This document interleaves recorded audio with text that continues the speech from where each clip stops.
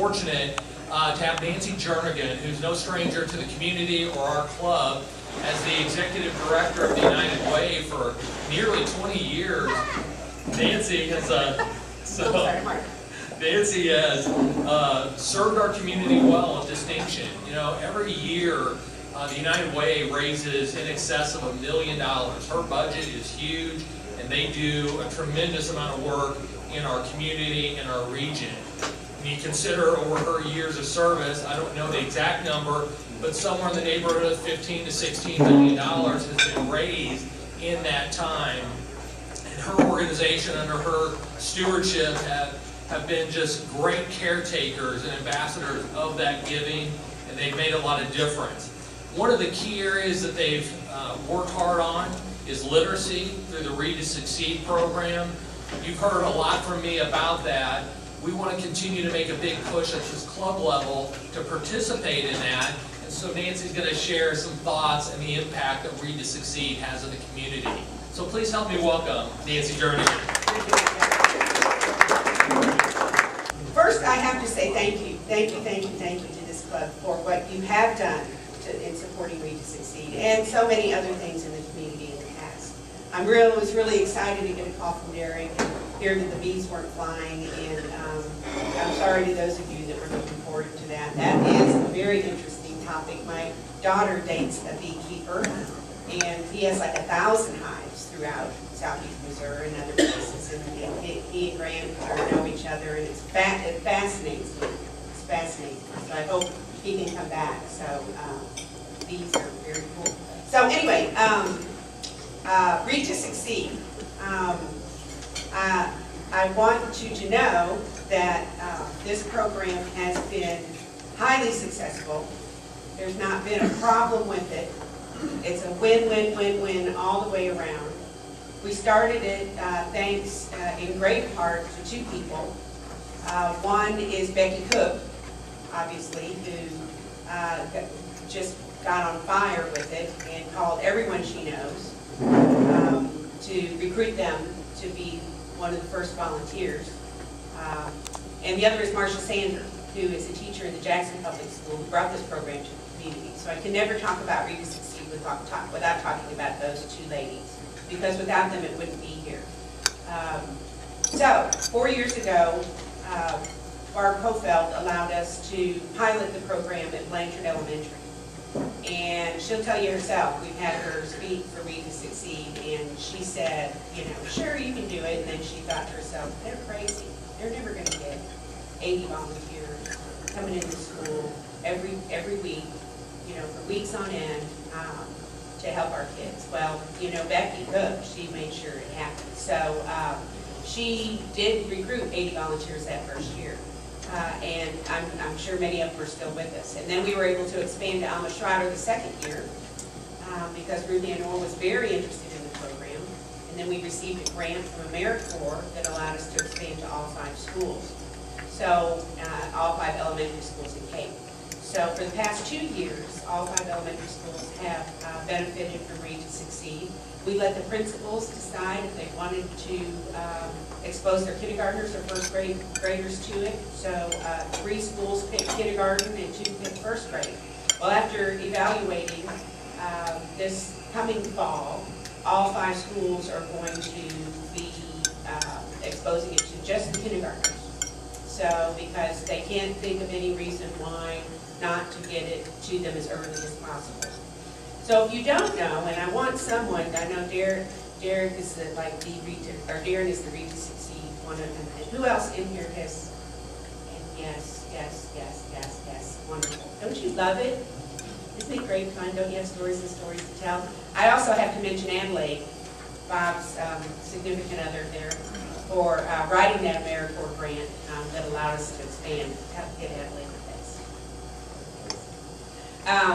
So what happens, just briefly, is you're assigned to a child. You commit to a 30 to 40 minute session each week. You just have to commit to one for a whole semester. You're assigned to a child. You go in the same, read with the same child at the same time every day. And they really look forward to you coming. The results that we were anticipating or wanted to experience was that 85% of the kids in the program would advance their reading skills 1 grade level. And our success over the past 2 years has been so extraordinary that 98 to 99% of all of the kids in the program have achieved that goal. So that's extraordinary. And this is like riding your bicycle, right? So once you learn to read and get that solid foundation, you never forget. So what the founders of this program have discovered through longitudinal studies that they have done in other programs that have been in other communities that have been going longer than ours, is that the kids that are exposed to this program, their reading levels continue to be at or above the proficient level for their grade. So what that tells us is the kids just need this one boost, and it stays with them. Their reading levels continue to develop as they grow, and the teachers, of course, our school system does a great job to ensure that. So with the kindergarten and first grade programs, we're reaching, we're reaching 200 children a year in the Cape Public Schools. With kindergarten and first grade, that was 2/3 or 1/3 of the total population of the kindergarten and first grade classes. This year, with working with just kindergartners, 200 students, there's about 300 students in the kindergarten population in Cape Public Schools. So we'll be reaching 2/3 of the total kindergarten population, which should make a real difference for years and years and years to come. But we can't do it without the volunteers. So that's a key ingredient. And we have never had enough volunteers to meet the needs of the program. So we're always needing more volunteers. We go everywhere we can and talk about it. We have a great relationship with the university. We have a number of athletes from the university that have been reading with us this last couple of years. And of course the kids really love the young people and the football players and the athletes. So that's been a very significant venture for us. And we have a number of retired folks, a number of retired reading specialists, and a number of retired school teachers. It's just wonderful. But the only criteria for being a volunteer for you to succeed is that you can read, right? What we talk to the teachers about is we've developed this program is if they have a sense that a child has a real disability, that those are not the types of kids that we want to send to Read to Succeed. Those are the kinds of kids that need the benefit of the expertise of the teacher in the classroom. So we take the kids, or we ask them to refer kids to the program that are in the middle, and then the second semester we take a whole new group. Sometimes if the child is not developed as much as they should, the teacher will refer them to stay through the second semester. The young girl I read with at Schroeder was one of those students. So she really struggled, and at some point the light bulb went off, and she was reading just really fluently by the end of the school year. So whatever it takes, right? I mean, you know, it doesn't matter if some of them just take a little bit longer than others. But one of the stories I remember that was really showed me what a difference it's making is we meet with the teachers and the principals a couple of times a year to make sure that we're all on the same page, and communication is key to everything, you know. So one of the first grade teachers was talking about how they have a special program at the schools for first graders when they come into school. If they don't test very well in reading, they have a special program for them, and they had 26 kids in that program the year before Read to Succeed. Well, the year after Read to Succeed, they only had 6 that had to be referred to that special reading program. So that allows for those resources to be used for other things. The teachers love it, the administrators love it. The program overall costs about $55,000 a year to run. The grant was for much more than that, but the grant also required a lot of extra things that really weren't necessary. Our grant funding was cut after the first year because of all of the cuts in government funding. It is a federal grant money. We were the last grant awarded, so we were the first grant cut. But we decided that was all right, that we could do the program for a lot less. And it's better to have it locally sustainable. So it costs about $55,000 a year, and the school district has been funding half of the cost this past year, and they plan to continue to do that because their buy-in is tremendous and very important, and so they're helping out quite a bit. And then we have, other funders. Sancha Women's Group in town has been a funder. We have a private individual in town that likes to give a lot of money but wishes to remain anonymous. So last time I've been trying to get money out of him for a long time, and a couple of years ago I went to talk to him, and I was just updating him on things, and I talked about Read to Succeed, and he was all over it. Said, anything you ever need, just let me know. So we're very grateful to have benefactors like that in the community. But we can always use more funding because we always find new ways to expand the program and to reach out to others to make sure all kids experience it. And what we're finding, and we have the real benefit of having another extraordinary volunteer by the name of Linda Means, who has developed a summer reading program in conjunction with the Cape Public Library. So she has recruited volunteers. Any of you guys reading this summer? No. We have about 20 volunteers that signed up for that, and more than 20 families that call interested in that. So they connect at the Cape Public Library once a week, go through the materials, read with the child, and then send some books home with them so that they can continue to read at home. It's just, I don't know, what, Darren, have you talked to them about the program? About your experiences? Because I've read ever since the beginning, and the little kids, have never been my favorite for some reason or another. I love teenagers. I don't know why. I guess that's as far back as I want to go, But it's so enjoyable being around these little kids, and they really, what the administrators tell us and the teachers is that it's not only enhancing their reading skills, which are so important. We have a poster in our office, and it's at the library right now that says some states estimate the needs for prison cells in 10 years based on current day reading levels. And, we see statistics all the time that 90–95% of people in jail are illiterate, can't read. So you can't help but feel that there's a connection there, right? It's hard to be patient, and we have a lot of people in the schools that can't read, that are older, but we can't do everything. So we focus on what we can do and have the greatest impact. That's what the United Way has always been about. Our new community impact work, which you see on this page, this is our United Way on a page, has really proven to have significantly increased results in our work.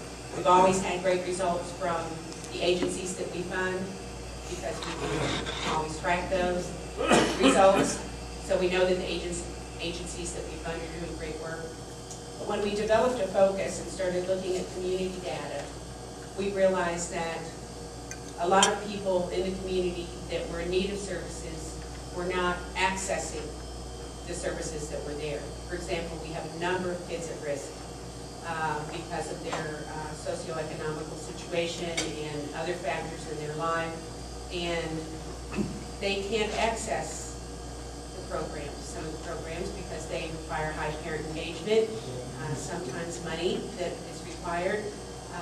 And so what Community Impact does, what we've seen as our partners work with us to reach more at-risk children with the programs that we already have here, is that is exactly what's happening.